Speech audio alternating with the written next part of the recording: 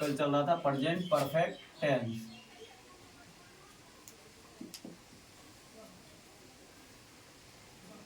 Present perfect tense एक बार repeat करते हैं। सबसे पहले इसका हम आइडेंटिफिकेशन बताए थे। आइडेंटिफिकेशन मतलब होता है पहचान।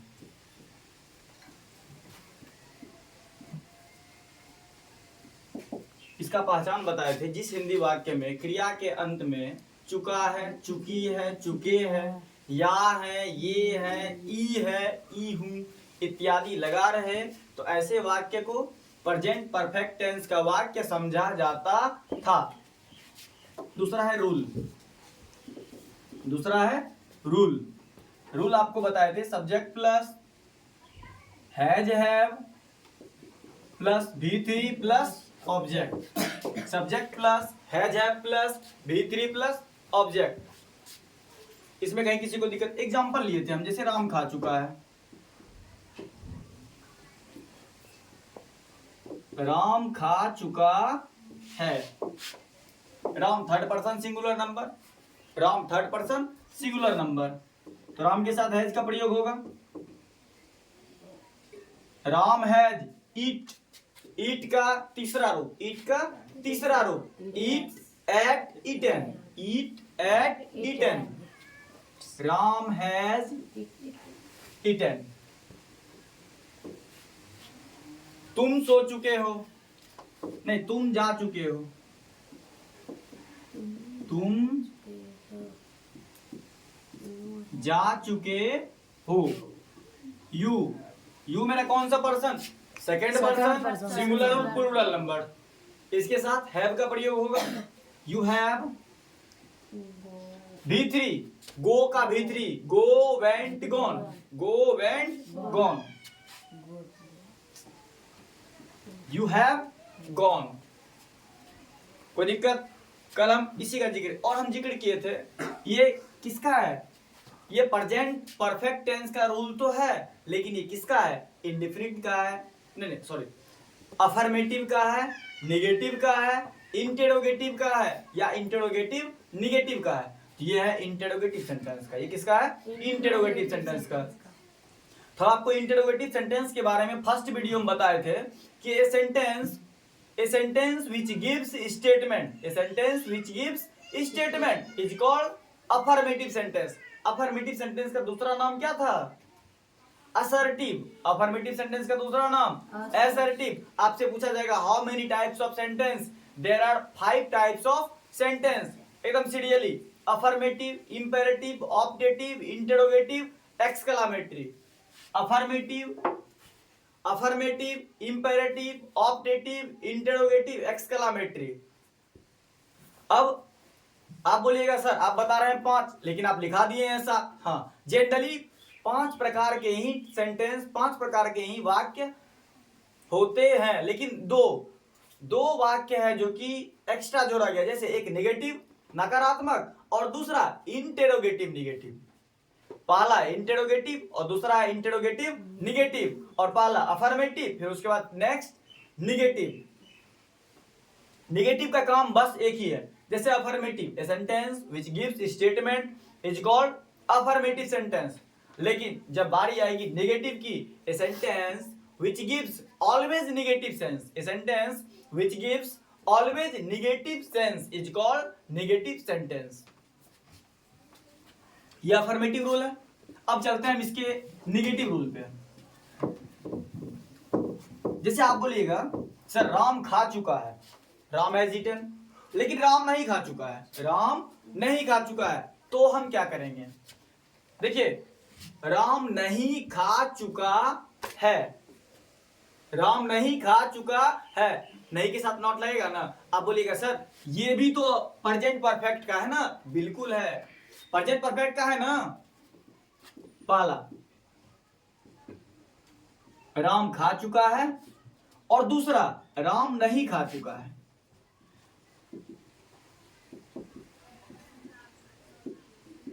राम नहीं खा चुका है। आप बोलिएगा सर फर्स्ट में तो आप रूल बता दिए, एक और सवाल आता है सर आप बताएं कि रूल जो है, इस रूल के अलावा एक्स्ट्रा कुछ नहीं लगेगा। तो फिर सर नॉट क्यों लगाएंगे हम, ये तो मजाक हो गया। नहीं, ये मजाक नहीं है, ये बस हमको सेंटेंस देख रहे, इसीलिए हमने टेंस को बताने से पहले सेंटेंस बता दिया, टेंस को बताने से पहले सेंटेंस बता दिया। और हाँ, has have, third person singular number में हैज का प्रयोग होता है ना, तो हमने सेंटेंस के बाद बताया था पर्सन और नंबर सब का उपयोग हो रहा है ना, बस आपको बारीकी से देखना है। एक सवाल उठता है ना, सर आप बताएं subject plus has have plus V3 plus object, अगर इसके लास्ट में चुका है, इसका पहचान होता है ना, जिस हिंदी वाक्य में क्रिया के अंत में चुका है, चुके हैं, चुकी है इत्यादि लगा रहे, तो ऐसे वाक्य को हम प्रेजेंट परफेक्ट का वाक्य समझते हैं। तो बोलिएगा सर यहां भी चुका है, तो ये भी तो प्रेजेंट परफेक्ट का है ना, इसका भी रूल यही होना चाहिए। नहीं, क्योंकि इसमें ये नेगेटिव नहीं है, ये क्या है, अफर्मेटिव। ये क्या है, अफर्मेटिव।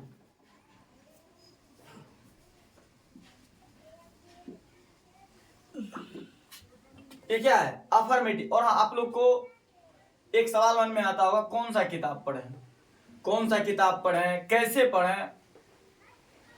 बस आपके पास जो है, जो बुक है वही पढ़ना है, आपको 1000 किताब पढ़ने से कोई फायदा नहीं है। आप देखिए, दो तरह का स्टूडेंट होता है, एक होता है दो रास्ता, एक ही किताब को 1000 तरीके से पढ़ना है, एक ही किताब को 1000 बार या 1000 तरीके से पढ़ लेना है, और दूसरा ऑप्शन 1000 किताब को एक एक बार पढ़ना है। तो फायदा कौन होगा, एक ही किताब को हम 1000 बार पढ़ेंगे, मतलब 1000 बार मतलब बार बार पढ़ते रहेंगे एक ही किताब को।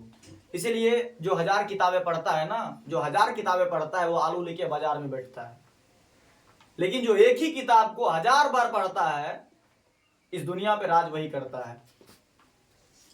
जैसे राम खा चुका है, राम खा चुका है, दूसरा राम नहीं खा चुका है। देखिए लास्ट में आप गौर से देखिए, यहां भी आ रहा है चुका है, यहां भी चुका है, यहां भी चुका है, यहां भी चुका है, दोनों प्रेजेंट परफेक्ट का।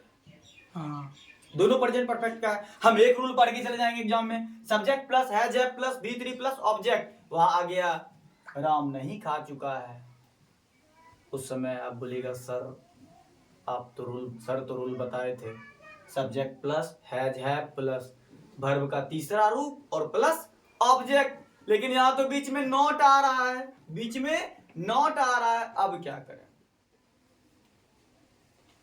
देखिए इंग्लिश उतना कठिन नहीं है जितना बताया जा रहा है, कोई भी विषय कठिन नहीं है। बस एक विद्यार्थी अगर फेल हो रहा है ना, अगर एक विद्यार्थी फेल हो रहा है तो सिर्फ वो विद्यार्थी नहीं, विद्यार्थी के साथ उसका टीचर भी फेल हो जाता है। एक स्टूडेंट अगर फेल हो रहा है ना, तो उसके पीछे से उस जगह सिर्फ स्टूडेंट नहीं, उसका टीचर भी फेल हो रहा है, क्योंकि तैयारी स्टूडेंट किया है लेकिन करवाया कौन है, उसका टीचर। लेकिन किया क्या जाता है कि सारी गलती स्टूडेंट के ऊपर थोप दिया जाता है।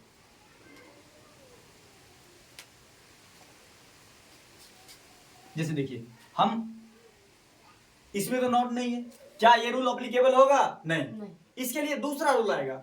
अब देखिए राम नहीं खा चुका है, इस दोनों में एक अंतर है, ये सकारात्मक है और ये नकारात्मक है, इसके लिए अलग रूल बनेगा। दूसरा आता है निगेटिव, दूसरा आता है निगेटिव। चलिए निगेटिव रूल देखते हैं इसका। प्रेजेंट परफेक्ट का negative rule, subject plus has have plus not plus V3 plus object. अब चलिए इस रूल को अप्लाई कीजिए, इस रूल को अप्लाई कीजिए, एकदम बनेगा।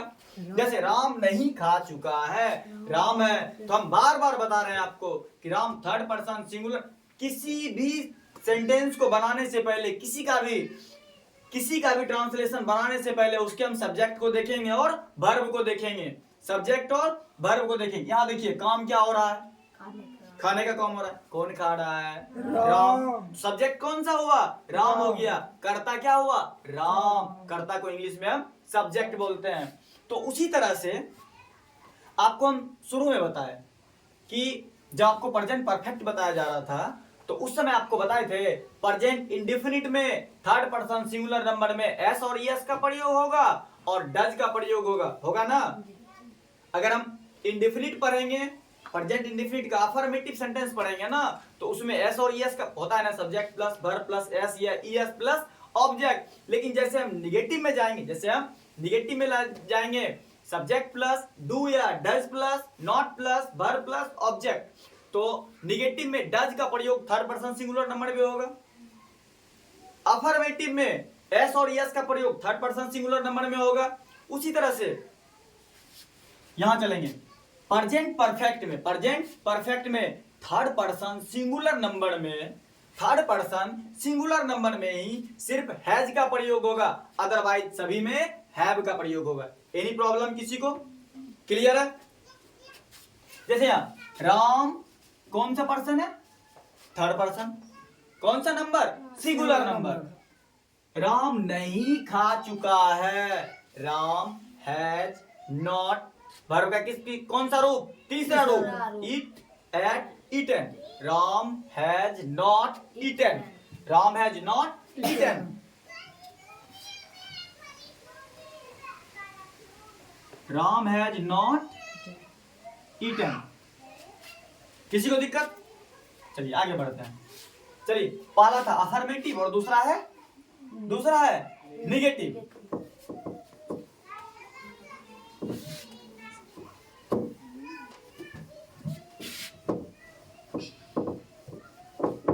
चलिए कुछ सेंटेंस देखते हैं इसमें दोनों में अंतर। एक अफर्मेटिव सेंटेंस लेते हैं, उसी को हम निगेटिव बना देते हैं। ठीक है, हम दोनों का रूल लिख देते हैं। चलिए इधर चलिए लीजिए अफर्मेटिव सेंटेंस का सब्जेक्ट प्लस हैज है प्लस वर्ब 3 प्लस ऑब्जेक्ट, ये रूल हो गया। और इधर सब्जेक्ट प्लस हैज है plus not plus verb 3 plus object. दोनों में एक अंतर, इसमें नॉट और इसमें नॉट नहीं है।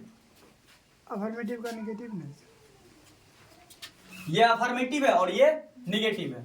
चलिए इधर हम निगेटिव देखते हैं।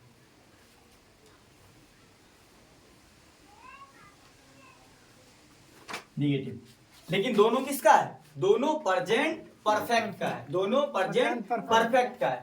चलिए पहला देखते हैं।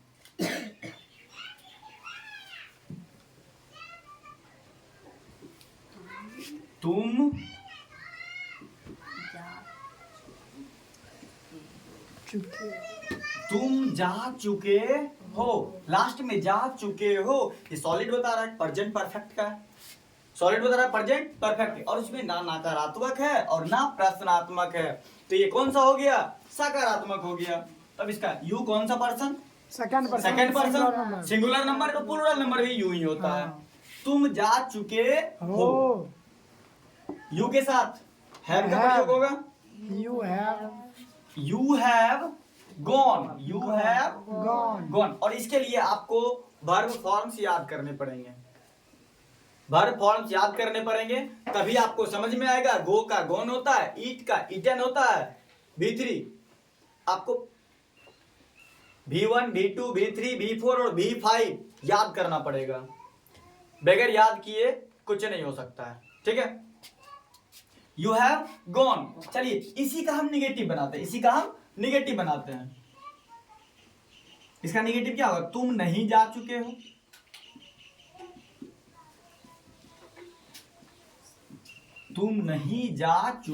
हो, कुछ नहीं। हेल्पिंग वर्ब के बाद नॉट का प्रयोग करना है। इसमें आपको दो वर्ब दिखेगा, जैसे देखिए वर्ब है।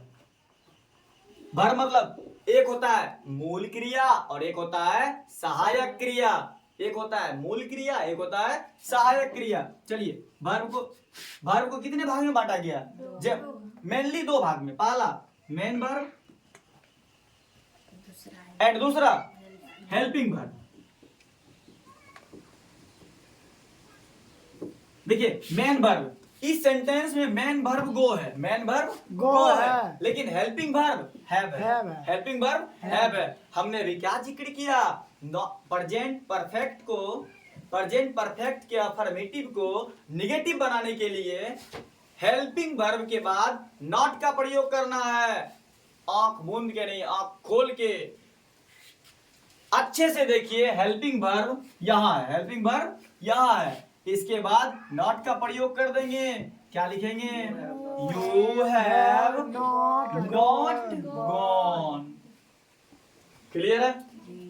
नेक्स्ट दूसरा, मैं सो चुका हूं ना, मैं सो चुकी हूं। लड़की है, इनको सोने दो, क्योंकि जो मजा सोने में है वो किसी कोने में नहीं है। मैं सो चुकी हूं। हाँ, सोएगी नहीं तो करेगी क्या, पहाड़ थोड़ी तोड़ देगी। I have आई हैव, आई क्या है, आई फर्स्ट पर्सन सिंगुलर नंबर, आई फर्स्ट पर्सन सिंगुलर नंबर, इसके साथ क्या हैज का प्रयोग होगा, नहीं। हमने अभी तुरंत बताया है, हैज का प्रयोग सिर्फ थर्ड पर्सन सिंगुलर नंबर में होता है, अदरवाइज किसी में नहीं होता है। I have slept, I have Slept। Sleep, slept, slept, sleep, sleeping, पांचों याद करना पड़ेगा आपको। आई हैव स्लेप्ट, इसके निगेटिव में जाते हैं, मैं नहीं सो चुकी हूँ, I have not slept।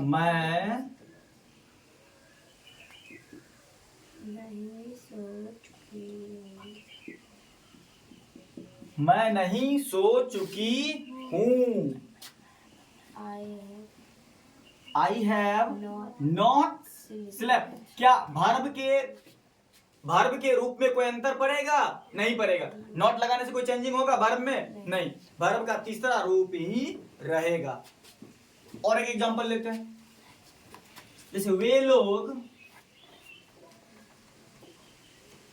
लिख चुके हैं, वे लोग लिख चुके हैं। हमने आपको वर्ब के बारे में बताया था ना, क्रिया किसे कहते हैं, जिस शब्द से किसी काम का करना या होना समझा जाए उसे हम क्रिया कहते हैं। और दूसरे शब्द में नाना नानी को छोड़ के जिस शब्द में ना लगा हो उसे हम क्रिया कहते हैं। खाना, पीना, उठना, बैठना, सोना, लिखना, पढ़ना। अब नाना मत बोल देना, समझ रहे हैं? परिभाषा, जिस शब्द से किसी काम का करना या होना समझा जाए उसे हम क्रिया कहते हैं। और इंग्लिश में जब आपको पार्ट्स ऑफ स्पीच बताया जाएगा उसमें आता है वर्ब, और उसमें जब बुक पढ़िएगा तो उसमें बहुत लंबी चौड़ी कहानी लिखी हुई है, बहुत लंबा कहानी लिखा हुआ है, 2-3 लाइन का आपको मिलेगा, जो कि आप याद करने में कंफ्यूज हो जाएंगे।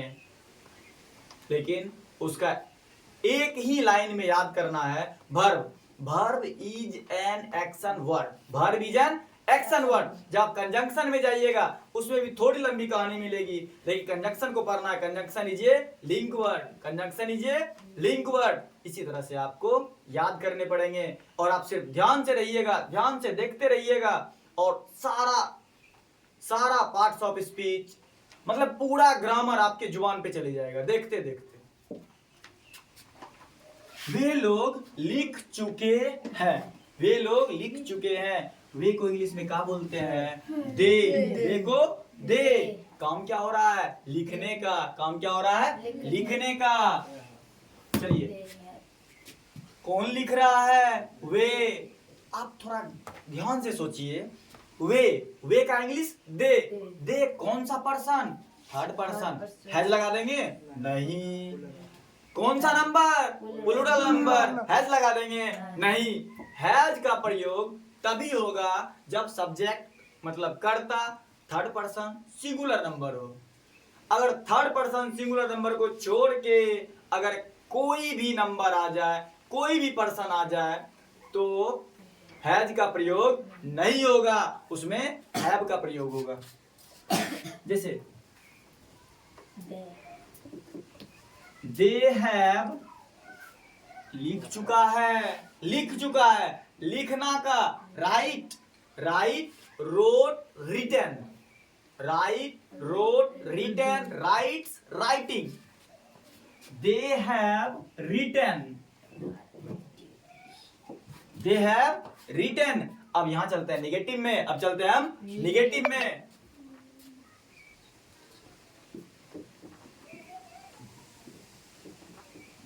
वे लोग नहीं लिख चुके हैं। हमने क्या जिक्र किया था अभी तुरंत, मैंने क्या बताया? दे हैव हेल्पिंग वर्ब है ना, हेल्पिंग वर्ब के आगे, हेल्पिंग वर्ब के बाद और वर्ब से पहले क्या लगा देंगे? नॉट लगा देंगे।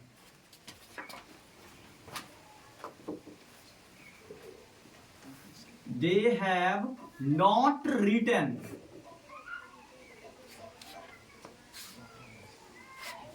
ठीक है, कोई दिक्कत? चलिए हम एक बार बेसिकली भी जाते हैं। बेसिक जैसे सबसे पहला क्या था? Present indefinite, present indefinite, present imperfect, present perfect. Present indefinite में बताए थे ता ते ती, मतलब पढ़ता है। अरे पढ़ता होगा, हाँ, पढ़ता है मतलब बता रहा पढ़ता है। लेकिन प्रेजेंट इम्परफेक्ट की बारी आए उसमें काम कंटिन्यू हो रहा है। पहले में काम होता है लेकिन दूसरे में काम कंटिन्यू चल रहा है, और तीसरे में काम कर चुका है, काम कर चुका है। समझ रहे? चलिए दो रूल हम अच्छी तरह समझ गए, अच्छी तरह से, कोई कंफ्यूजन नहीं। आप अच्छे से ध्यान से देखते रहिएगा, एक भी कंफ्यूजन, एक भी डाउट नहीं बचेगा, एक भी डाउट नहीं बचेगा।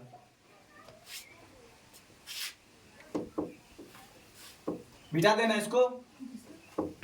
और हाँ, यहां अगर मैं बता रहा हूं तो आपका फर्ज बनता है आप भी कॉपी और पेन उठाइए और अपने मन से अफर्मेटिव वाक्य लीजिए और उसका निगेटिव बनाइए। अफर्मेटिव सेंटेंस लिखिए और उसको निगेटिव बनाते रहिएगा। इसको मिटा दें, आगे बढ़ जाए।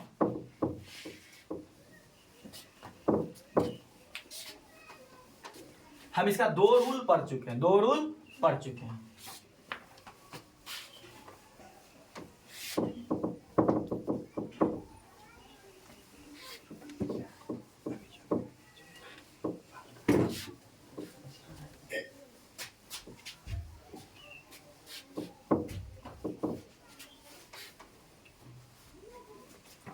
चलिए rule number first, rule number first. अब हम सीरियली सारे रूल को लिख देते हैं, सब रूल को लिख देते हैं।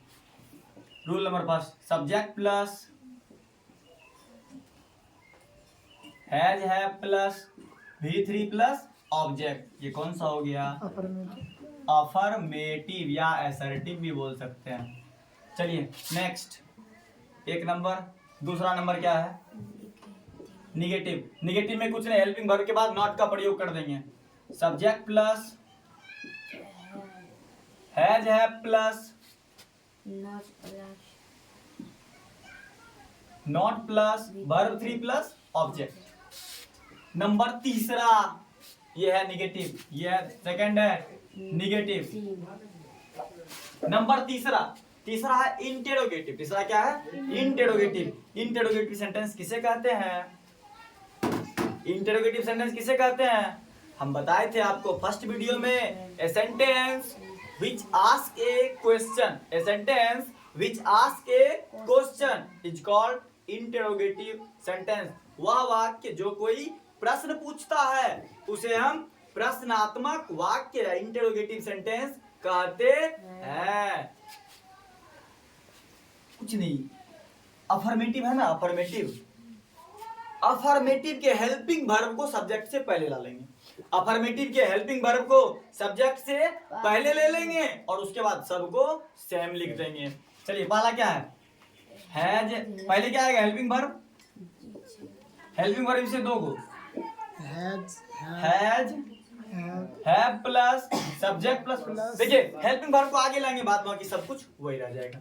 Has have plus subject plus V3 plus object. ये कौन सा है? इंटेरोगेटिव।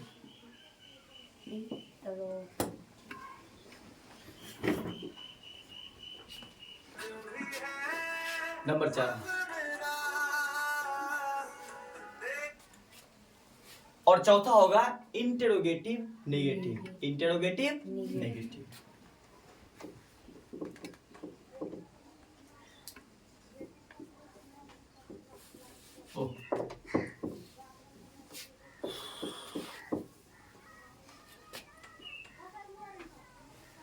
एक काम करते हैं, पहले हम इंटेरोगेटिव को समझ लेते हैं, उसके बाद इंटेरोगेटिव नेगेटिव देख लेंगे। क्या इंटेरोगेटिव नेगेटिव कुछ नहीं करना पड़ेगा, हेल्पिंग वर्ब पहले लाए ना, सब्जेक्ट के बाद नॉट लगा देंगे सिर्फ। क्या राम नहीं खा चुका है, क्या राम, पहले हम इंटेरोगेटिव पढ़ लेते हैं, ठीक है। चलिए इंटेरोगेटिव, अभी हम क्या पढ़े थे, राम खा चुका है, हाँ, राम खा खा चुका चुका है। यहाँ हम पढ़ेंगे क्वेश्चन, क्या राम खा चुका है। अच्छा आपको हम क्वेश्चन के बारे में बता दें, क्वेश्चन कितने प्रकार के होते हैं, दो प्रकार के, yes no type, WH question. First yes no type और next WH question. Yes no type में क्या होता है, और जवाब उस क्वेश्चन का जवाब हाँ और नहीं में देना पड़ता है, और WH क्वेश्चन में जवाब आपको पूरा देना पड़ता है। जैसे व्हाट इज योर नेम, अपना नाम बताइएगा ना, बताइएगा ना, माय नेम इज कुछ भी XYZ। आज से पूछा जाएगा डू यू ईट, क्या तुम खाते हो, बताओ यस और नो। क्या राम खा चुका है। चलिए सबसे पहले क्या है, हेल्पिंग वर्ब। राम के साथ कौन सा हेल्पिंग वर्ब लगेगा, has, third person singular number है, हैज राम हाँ, eaten, has Ram eaten. Eaten. किसी को डाउट, नो, सिर्फ हेल्पिंग वर्ब को पहले लाए, बाद बाकी उसी तरह छोड़ दिए। दूसरा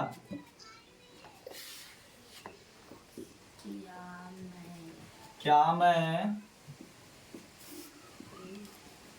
लिख क्या मैं लिख चुका हूँ। मैं काम क्या हो रहा है यहाँ पे, लिखने का काम क्या हो रहा है, लिखने का। कौन लिख रहा है, मैं लिख रहा हूँ। तो मैं को इंग्लिश में क्या बोलते हैं, आई, आई के साथ कौन सा हेल्पिंग वर्ब, Have। हैव लगेगा, क्योंकि आई फर्स्ट पर्सन सिंगुलर नंबर है, तो उसमें हैज लगने का कोई सवाल ही नहीं है। चलिए हम क्या हेल्पिंग वर्ब को बाद में लिखेंगे, नहीं सब्जेक्ट से पहले लिखेंगे। हैव आई, राइट का क्या होता है, write, wrote, written. Have I written. कोई दिक्कत किसी को। नो, दूसरा एक और सेंटेंस लीजिए, क्या वे सो चुके हैं। अरे सोया होगा, मुझे क्या मतलब, मेरा कौन सा काम रुक रहा है उनके सोने से। चलिए वे के साथ, वे, दे, वे के साथ हैव का प्रयोग। वे को इंग्लिश में क्या बोलते हैं, दे। दे के साथ किसका प्रयोग होगा, हैव का।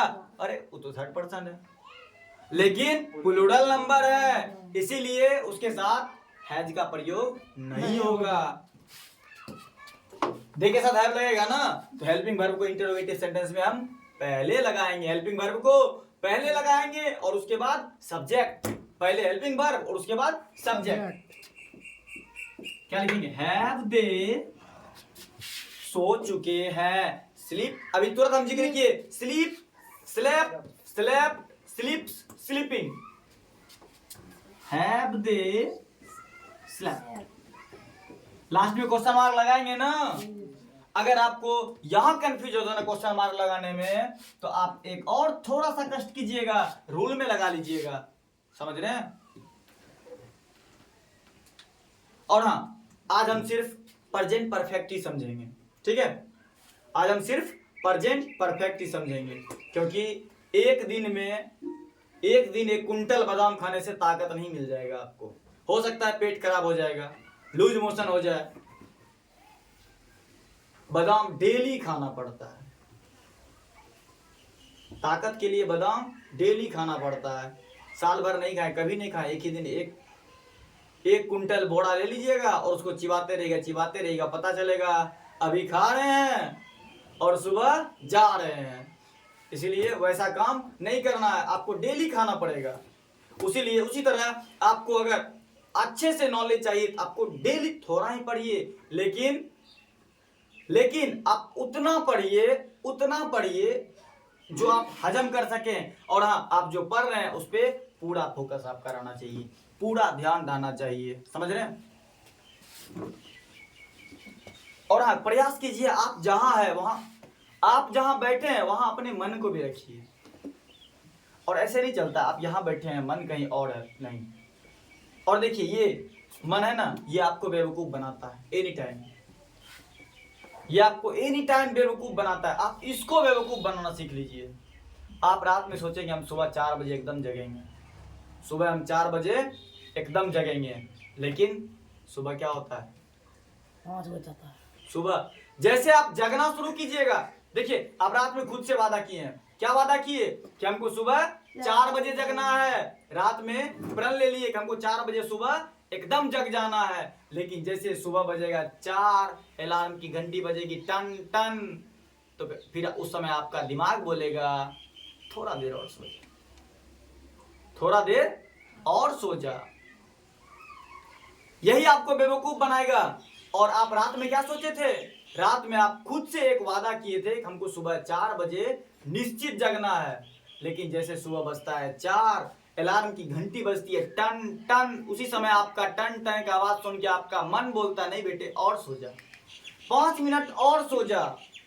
अरे अलार्म का क्या है, अलार्म बजेगा, फिर बजेगा, एक बार बजा, टाइमिंग दिया हुआ है 10 मिनट के बाद और बजेगा, तो आप टाइम जो आपका मन बोलेगा देखो 10 मिनट बाद फिर वो बजेगा, तुम सो जा बेटे, तुम सो जा। और जैसे आपका आंख बंद हुआ, आप सोचे थे हम 4 बजे जगेंगे और बज गया 10,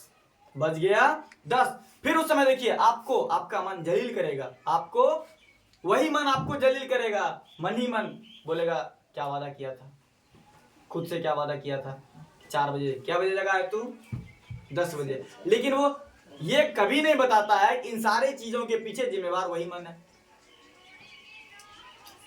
रात में देखिए सबसे बड़ी असफलता का सबसे बड़ा कारण है आप खुद से डेली एक पक्का वादा करते हैं और अपने ही वादे को आप अपने हाथों से तोड़ देते हैं। आप दूसरों से वादा बाद में कीजिएगा। देखिए कभी कभी आपको ऐसा लगता होगा आप जो चाह रहे हैं आपका विश्वास डगमगा जाता है। ये कब होता है पता है, ये तभी होता है जब आप, इसका जीता जागता परिणाम यही है, आप डेली खुद से एक वादा करते हैं और डेली खुद के वादा को खुद से तोड़ देते हैं। क्लास में समझा दिया गया नहीं तुम अच्छे से पढ़ो, तुम्हें पढ़ना चाहिए, उस समय आपके मन में एक वादा आता है नहीं अब कुछ नहीं, अब हमको पढ़ना है। और घर जैसे गए, रास्ते गए, पता चला यहाँ का बात रास्ते रह गया, और घर में फिर से वही सोच, फिर से वही काम। और यही वजह होता है आपका मन, आपका विश्वास खुद के ऊपर से उठ जाता है। आप दूसरों को धोखा दे दीजिए कोई दिक्कत नहीं, लेकिन जब आप खुद को धोखा देना शुरू करेंगे ना तो आप कुछ नहीं कर सकते हैं। इसलिए खुद से एक ही वादा करना है, खुद से एक ही वादा करना है और उसको पूरी तरह से निभाना है, उसको पूरी तरह से निभाना है।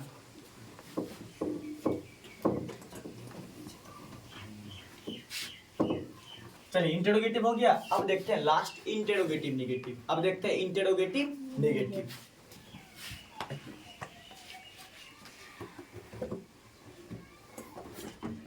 Has have plus subject plus V3 plus object, ये क्या है इंटेरोगेटिव। अब चलते हैं इंटेरोगेटिव नेगेटिव। इंटेरोगेटिव तो होना चाहिए लेकिन उसमें क्या नेगेटिव होना चाहिए, मतलब प्रश्न होना चाहिए। कैसा प्रश्न, नेगेटिव प्रश्न। आपको हम बताए थे कि नेगेटिव का काम क्या है। नेगेटिव एक ऐसा सेंटेंस है जो कि कहीं भी जाएगा, किसी भी वाक्य में मिल जाएगा तो उसको नकारात्मक बना देता है, वहां वो नकारात्मक सोच दे देता है।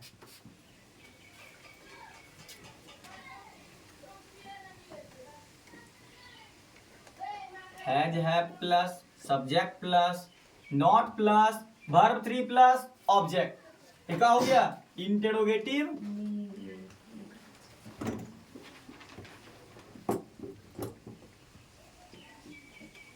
Interrogative negative.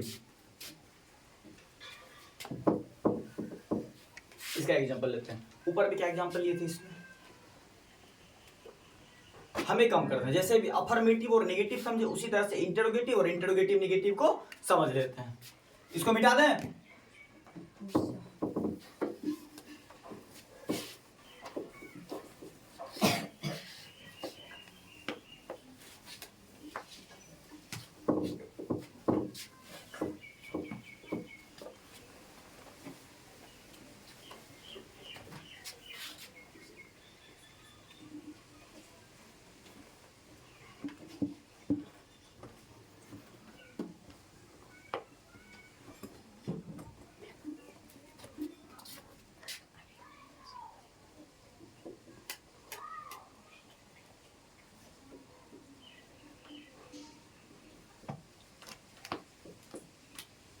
इंटेरोगेटिव और इंटेरोगेटिव निगेटिव। सबसे पहले इंटेरोगेटिव का रूल लिख लेते हैं। हैज है plus subject plus verb 3 plus object. और इंटेरोगेटिव निगेटिव हैज है प्लस सब्जेक्ट के बाद not, subject plus not plus verb 3 plus object. जैसे इंटेरोगेटिव हम सबसे पहले देखते हैं। इंटेरोगेटिव का रूल देख लेते हैं। रूल एकदम आप ध्यान से देखिए, आपको याद हो जाएगा। घर जाके याद करने की आवश्यकता नहीं पड़ेगी आपको। हाँ, बशर्ते आपका इच्छा शक्ति मजबूत होना चाहिए। नहीं तो अगर आप पहले से सोच लेंगे हमको घर में ही याद करना है, तो जब आपने ठान लिया है घर में याद करना है, तो फिर आपको बदल कौन सकता। देखो, हार और जीत, हार और जीत ये दो चीज होता है ना, खुद के सोच पर डिपेंड करता है। पहले हम बता देते हैं, उसके बाद थोड़ा सा जिक्र करेंगे। सीधी बात, अगर आप मान लो तो हार है, अगर आप मान लो तो हार है, लेकिन अगर आप ठान लो तो आपकी जीत है। बस दो चीज का अंतर है। पहली बात, अगर आप किसी चीज को मान लिए तो हार है, लेकिन अगर आप ठान लिए तो जीत है। जैसे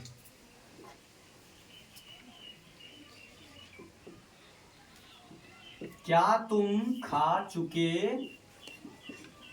हो, इसका निगेटिव। चलिए इंग्लिश को हम छोड़ देते हैं, अभी इंग्लिश को बाद में, पहले हम हिंदी बना लेते हैं। क्या तुम खा चुके हो, लेकिन दूसरा होगा क्या तुम नहीं खा चुके हो।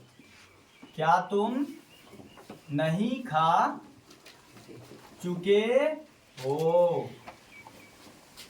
क्या तुम खा चुके हो और क्या तुम नहीं खा चुके हो। चलिए इस रूल पे लेते हैं। सबसे पहली बात, काम क्या हो रहा है? खाने का। खाने का। वर्ब कौन सा होगा? It. Subject you, subject you. You के साथ किस चीज का प्रयोग होगा? हैव का प्रयोग होगा। जब आपको पता है यू के साथ हैव का प्रयोग होगा, तो ये भी पता होगा कि सब्जेक्ट से पहले हेल्पिंग वर्ब आएगा, सब्जेक्ट से पहले हेल्पिंग वर्ब का प्रयोग होगा। तो हम क्या लगाएंगे? Have you eaten, have you eaten. Last में क्वेश्चन मार्क। अगर आपको क्वेश्चन मार्क देने में कंफ्यूजन होता है, तो रूल में ही लास्ट में आप आराम से क्वेश्चन मार्क लगा सकते हैं। क्या तुम नहीं खा चुके हो, कुछ नहीं, सब्जेक्ट के बाद नॉट का प्रयोग कर देंगे, सब्जेक्ट के बाद नॉट का प्रयोग करेंगे। क्या लिखेंगे? Have you not eaten. Any problem? मामला क्लियर है? चलिए आगे देखते हैं।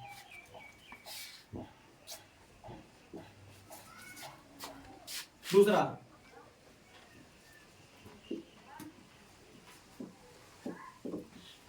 क्या वह सो चुकी है?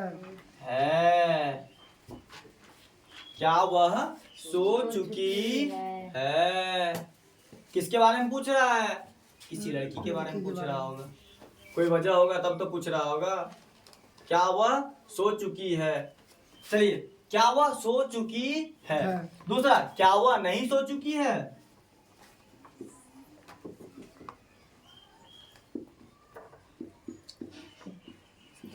देखिए यहां ध्यान दीजिएगा, नहीं सो चुकी है या नहीं सोई है। लेकिन जब आपको ऐसा क्यों बता रहे हैं, अगर इस जगह क्या वह नहीं सोई है ये भी लिखेंगे ना तो भी प्रेजेंट परफेक्ट का ही वाक्य होगा, क्योंकि आपको पहचान में बताए थे, आइडेंटिफिकेशन में बताए थे, आप पिछले वीडियो को देखिएगा कि जिस हिंदी वाक्य में क्रिया के अंत में चुका है, चुकी है, चुके हैं या ई है, ए है, या है, ये है इत्यादि लगा रहे, तो ऐसे वाक्य को भी हम प्रेजेंट परफेक्ट टेंस का वाक्य समझते हैं।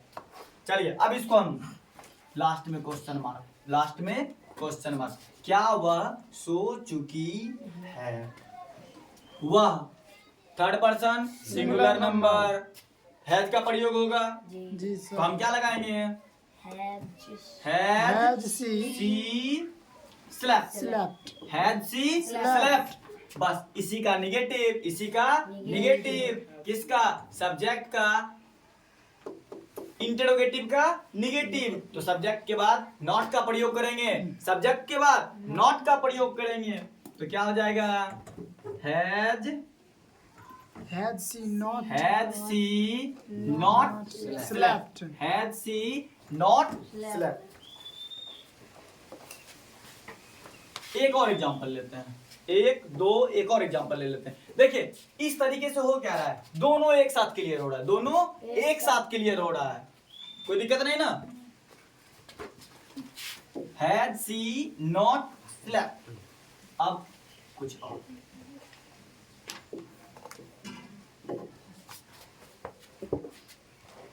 क्या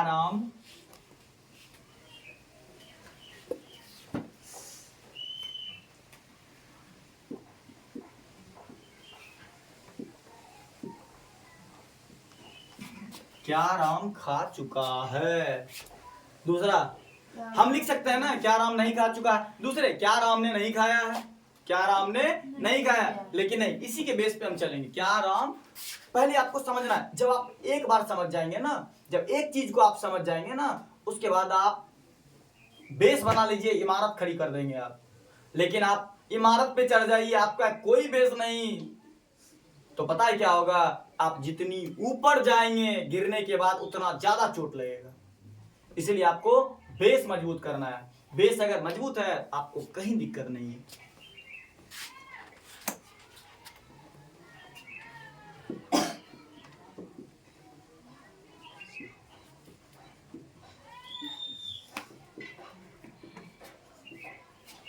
क्या राम खा चुका है, राम कौन सा पर्सन, कौन सा number, third person singular number, तो राम के साथ हैज का प्रयोग होगा ना। लेकिन यहाँ हैज क्या करेंगे, रूल में बताया गया है कि आप रूल से बाहर नहीं जा सकते हैं, आप नियम से बाहर नहीं जा सकते हैं, नहीं तो वही होगा ऑर्डर ऑर्डर ऑर्डर। सभी बातों को मद्देनजर रखते हुए 2 साल की सजा सुनाई जाती है, इसलिए आपको इस रूल से बाहर नहीं जाना है। राम के साथ किस चीज का प्रयोग होगा, हैज का। तो हम सबसे पहले हैज राम खा चुका है, ईटेन, हैज राम ईटेन। क्या राम नहीं खा चुका है, तो राम के बाद क्या लगा देंगे, not. Has Ram not eaten, has Ram not. देखिए सबसे बड़ी बात है, आप जनरली स्टूडेंट करता क्या है, ट्राई करने से डरता है। जनरली स्टूडेंट ट्राई करने से डरता है। अगर आप ट्राई करने से अगर रुकेंगे ना, तो ध्यान दीजिए, इंतजार करने वाले को वही मिलता है, इंतजार करने वाले को उतना ही मिलता है जितना कोशिश करने वाला छोड़ के चले जाता है। और ध्यान दीजिएगा, इस दुनिया में आपको हर कोई धोखा दे सकता है, हर कोई धोखा दे सकता है, लेकिन सरस्वती कभी धोखा नहीं देती है, हमेशा याद रखिएगा। और देखिए, दो तरह का होता है स्टूडेंट, एक होता है ट्राई करता है, और दूसरा सोचता नहीं हम ट्राई करेंगे तो हम हार जाएंगे, ट्राई करेंगे तो हम हार जाएंगे। पर याद रखना, ट्राई करने वाला कभी हारता नहीं है, या तो वो विजेता बनता है या तो वो योद्धा बनता है। अगर आप ट्राई नहीं कर रहे हैं तो आप लूजर, अदरवाइज अगर आप ट्राई कर रहे हैं you are not loser, you are warrior. आप योद्धा हैं, आप असफल इंसान नहीं। अगर आप जिंदगी भर लड़ते भी रहेंगे ना, जिंदगी भर लड़ते भी रहेंगे ना, तो भी आपका नाम योद्धा में आएगा, ना कि हारे हुए में आएगा। समझ रहे हैं? एक आपको छोटा सा घटना सुनाते हैं, छोटी सी कहानी। एक बार एक छोटा सा साम्राज्य था, छोटा सा साम्राज्य था। राजा बहुत कमजोर था वहां का। अब राजा जब कमजोर होगा तो सीधी बात है सेना कमजोर है। मतलब छोटी राज्य छोटा था और उनको लड़ना किससे था? बहुत बड़े राजा से लड़ाई करना था। और उस लड़ाई ने खुली चुनौती दे रखी थी कि तुमको हमसे युद्ध करना पड़ेगा, नहीं तो तुम्हारा राजपाट हमारा हो जाएगा।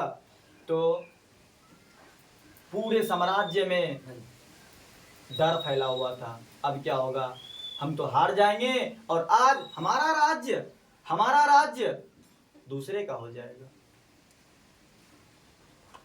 उसी समय एक बाबा आते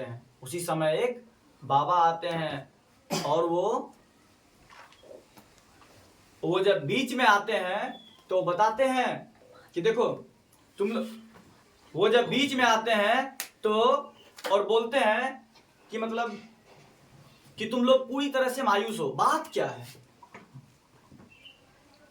पूरे साम्राज्य में सन्नाटा छाया हुआ था। उसी समय एक साधु बाबा आते हैं और वो पूछते हैं ये खामोशी का वजह क्या है? तो एक मंत्री बताते हैं, बाबा ऐसी बात है कि हमारा युद्ध उस राजा से होने वाला है जिससे हम कभी नहीं जीत सकते। तो बाबा बोले बस इतनी सी बात, कोई बात नहीं।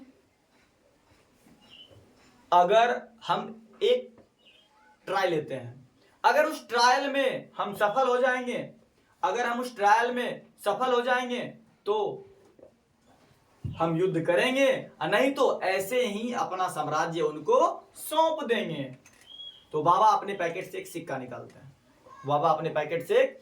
निकालते हैं और उसको क्या करते हैं और उसमें बताते हैं, अगर उसमें हेड और टेल, हर सिक्के के दो पहलू होते हैं, हेड और टेल। तो बाबा बोलते हैं इस सिक्का को हम उछालेंगे, अगर हेड आ गया तो हम जीत जाएंगे, अगर टेल आया तो हम हार जाएंगे और जाके उनके चरणों में नतमस्तक हो जाएंगे और अपनी हार स्वीकार कर लेंगे। सब बोला ठीक है। तो बाबा अपने पैकेट से सिक्का निकालते हैं और हवा में उछाल देते हैं। जैसे सिक्का नीचे गिरता है, बाबा बैठ के सिक्के को दाब देते हैं। बोले बताओ हेड होगा कि टेल? सब खुशी से बोल रहा है हेड हेड हेड। लेकिन शर्त क्या था? अगर हेड आएगा तो हम युद्ध जीत जाएंगे, अगर टेल आएगा तो हम युद्ध हार जाएंगे। और जैसे बाबा हाथ उठाते हैं, सिक्का में हेड आया हुआ रहता है, सारी सेना पूरी तरह से प्रसन्न, पूरा तरह से उत्साहित, और पूरी सेना एक साथ मिलकर चढ़ाई करती है और विरोधी राजा को हरा देती है। और उसके बाद जब पूरी सेना जीत के आती है, पूरा जश्न में डूबी रहती है, पूरा साम्राज्य जब पूरा जश्न में डूबा रहता है, उसी समय वही बाबा सभी सेना को बुलाते हैं। बोले सब आओ, तुम लोग नहीं जीते हो, जीत हमारी हुई है। तो सब सेना एकजुट हुए और उस बाबा ने बोला कि तुम लोग उदास थे ना, जीत किसकी, तुम्हारी या फिर हमारी? तो सभी सेना ने कहा बाबा आपकी जीत हुई। तो उस समय उस बाबा ने बोला वही सिक्का हम फिर से उछालते हैं, अगर हेड आ गया तो जीत तुम्हारी, नहीं तो जीत हमारी, जीत का सारा श्रेय हमें जाएगा। और बाबा ने सिक्का उछाला, फिर से हेड आ गया। तो बाबा बोले अब बताओ, अब तो जीत हमारी हुई। तो सेना बोला हाँ बाबा जी अब जीत आपकी हुई। तो बाबा ने अपने हाथ में सिक्का दिखाया, दोनों तरफ हेड था। सिक्का जितनी बार उछाला जाएगा दोनों तरफ हेड ही आएगा। और उसी समय बाबा ने बताया कि लड़ाई ताकत से नहीं हौसलों से लड़ी जाती है, लड़ाई ताकत से नहीं हौसलों। अब आप ही लोग बताइए अगर वो सिक्का नहीं उछाला गया था जिस समय तक, उस समय तक सारा सेना मायूस था। क्या उस समय अगर सेना लड़ती तो क्या जीत पाती? जीत पाती? पहले से ही खुद हार माना हुआ था। देखिए, लड़ाई में सबसे बड़ी हार तब होती है जब आप खुद हार मान लेते हैं। इसलिए आपको आखिरी सांस तक लड़ते रहना है, मतलब पढ़ते रहना है। आज आप मेहनत करेंगे, आज आप कष्ट करेंगे तो ही कल आपका अच्छा होगा। नहीं तो आज अगर आप मौज मस्ती करेंगे, आज अगर ऐशो आराम से रहेंगे तो कल आपका अच्छा कभी नहीं हो सकता। आज इतना ही, आगे अगले क्लास में।